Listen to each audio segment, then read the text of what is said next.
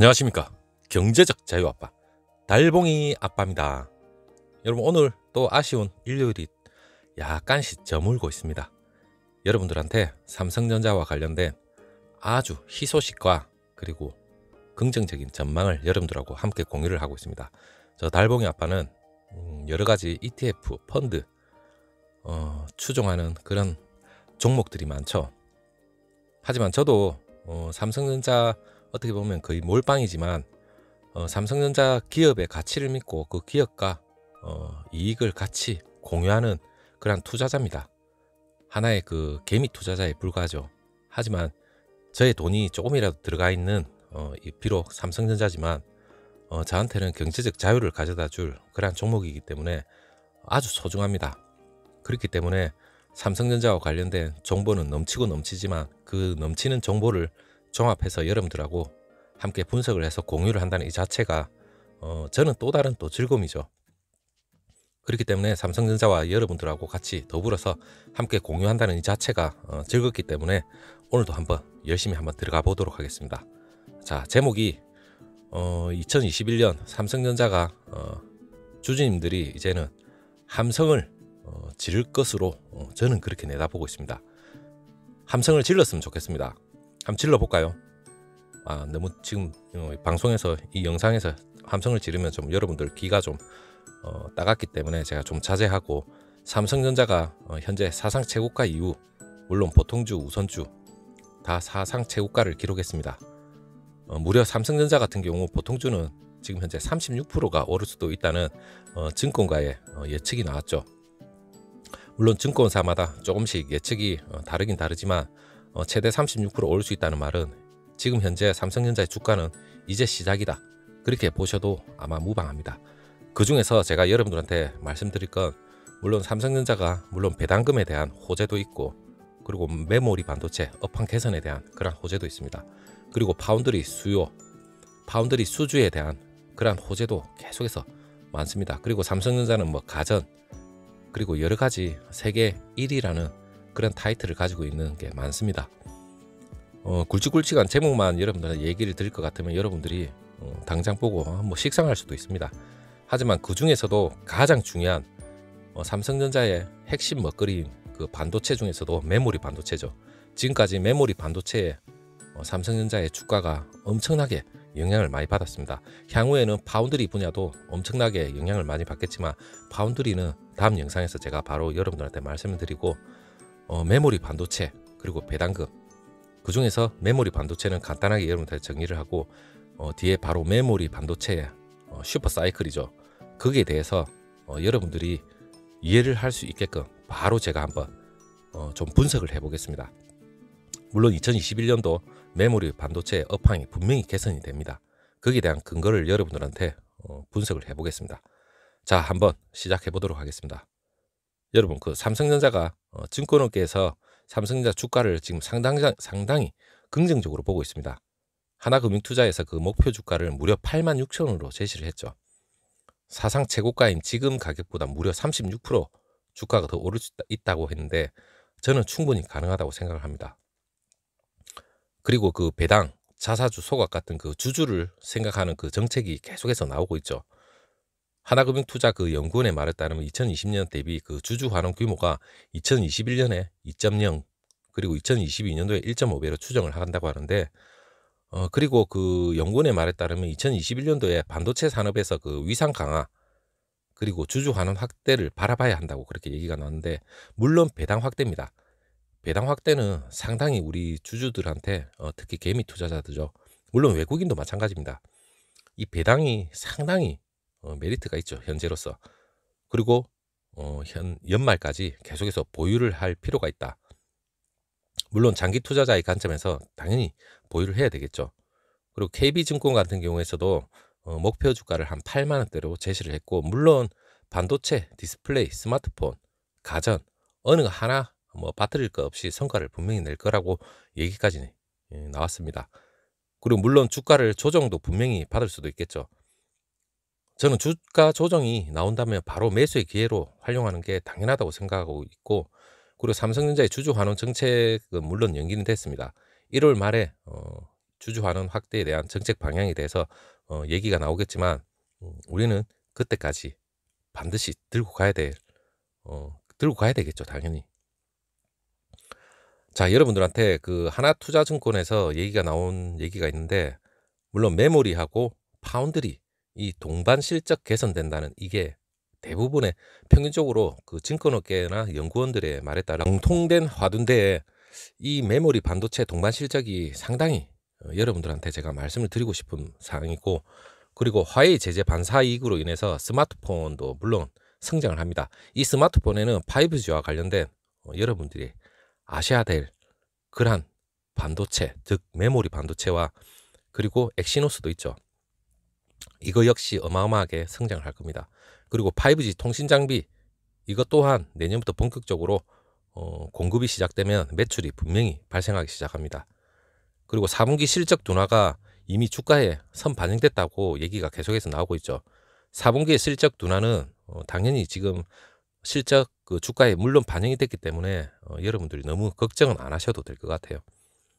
그리고 내년 상반기를 기점으로 해서 메모리 가격 반등이 분명히 나온다. 그리고 비메모리 산업의 지속 성장도 계속해서 예상되는 만큼 비중 확대가 필요하다는 시점이 계속해서 나오고 있습니다. 목표가를 물론 계속해서 상향을 하고 있고, 삼성증권 역시도 목표가는 상향을 했지만 그중에서도 좀 약간 보수적으로 내놨죠. 하지만 그 삼성이 5 시장에서 그 확실한 우위도 점할 수 있고, 파운드리하고 낸드 시장에서 눈에 띄는 성장을 향후 수년간 이루어낼 거라고 이런 얘기까지 나오고 있습니다. 자, 여러분, 그 중에서도 한 분야죠. 반도체 슈퍼 사이클입니다. 제가 반도체 슈퍼 사이클은 여러분한테 몇몇 영상을 제시하기도 했는데, 이 그래프만 보더라도 여러분들이 좀 약간 좀 복잡할 겁니다. 하지만 제가 간단하게 설명을 드리면, 메모리 반도체는 슈퍼 사이클이라는 게 존재를 합니다. 그게 뭐냐 하면, 수요 공급이 메모리 반도체는 일치하지 않습니다. 불일치입니다. 물론 메모리 반도체 말고 비메모리 반도체 파운드리겠죠. 이 파운드리는 수요 공급이 정해져 있습니다. 물론 수주죠. 수요가 있으면 만들어내는 겁니다. 그렇기 때문에 슈퍼 사이클이라는 게 존재하지를 않습니다. 반도체 슈퍼 사이클이 PC나 스마트폰에 들어가는 DRAM 가격이 급격히 오르는 시장 상황을 반도체 슈퍼 사이클이라고 합니다. 물론 공급은 예측 가능합니다. 하지만 수요는 외부의 급격한 패러다임이 변하면 수요는 우리가 예측할 수가 없습니다. 그렇기 때문에 우리 과거의 그 슈퍼 사이클이 여러분들 생각을 해봤을 때 몇 번이 왔다고 생각합니까? 슈퍼 사이클은 역대 지금 3번 정도 슈퍼 사이클이 왔었습니다. 물론 외부의 급격한 패러다임이 왔었죠. 첫 번째로 95년도에 전 세계 PC가 본격적으로 보급되기 시작한 95년도 그쯤에서 공급 부족이 나타났습니다. 급격한 당연히 수요가 있었죠. 그때 당시 반도체 슈퍼 사이클이 한번 있었고, 그리고 2010년도 스마트폰이 이제 본격적으로 공급이 되기 시작했습니다. 이때 역시 저도 스마트폰에 대해서 상당히 호기심을 가지고 그때 당시 구매를 했었지만, 스마트폰이 본격적으로 공급이 된 시기에 반도체, 특히 메모리 반도체죠, 슈퍼 사이클이 있었죠. 그리고 가장 최근으로 넘어가자면 2017년도에 어떻게 보면 스마트폰 성숙기라 봐야 됩니다. 스마트폰이 본격적으로 증가하기 시작했죠. 2017년도, 18년도까지. 그때 당시에 참 대단했습니다. 스마트폰이 그때 당시 2017년 3분기까지 반도체 약 24조 이상 벌었습니다. 그때 당시에 핵심적인 내용을 제가 한번 찾아봤는데, 그때 당시 애플에 의한 메모리 수요가 상당히 폭증을 했죠. 이 애플이, 여러분, 삼성도 물론 스마트폰 세계 1위지만 애플 역시 대단합니다. 지금 현재 애플의 모든 그 파운드리로 지금 TSMC에 전량 주고 있기 때문에 애플의 어떤 정도 반도체가 미치는 영향은 엄청나다고 생각하시면 될 겁니다. 그때 당시 아이폰 8이 상당히 주목이 됐었죠. 어떻게 보면 스마트폰 성숙기 때 삼성전자의 반도체는 헐헐 날았습니다. 그때 주가를 여러분들이 제가 뭐 준비를 하면 좋았을 건데 어 메모리 반도체 호황기 때 엄청나게 주가가 상승을 했죠. 상당했습니다. 근데 또 한번 메모리의 그 슈퍼 사이클이 오는 징조가 뭐냐면 어차피 수요와 공급의 이 불일치라는 게 생길 수밖에 없지만 가장 최근까지는 수요와 공급이 기울기가 완만했습니다. 이 불일치가 완만하다가 지금 현재 다시 한번 외부의 급격한 패러다임이 시작되기 시작했죠. 그게 뭐냐면 여러분, 이 팬데믹을 거치고 언택트와 관련된 게 상당히 부각이 됐습니다. 이 인간이란 어떤 기업이죠. 기업이 생존하기 위해서는 외부의 급격한 변화가 생기면 생존을 위해서 엄청나게 기술 발전부터 그리고 생존을 위해서 엄청나게 노력을 하게 되어 있습니다. 그리고 미래 4차 산업혁명에 본격적인 진입이 들어가기 시작했죠.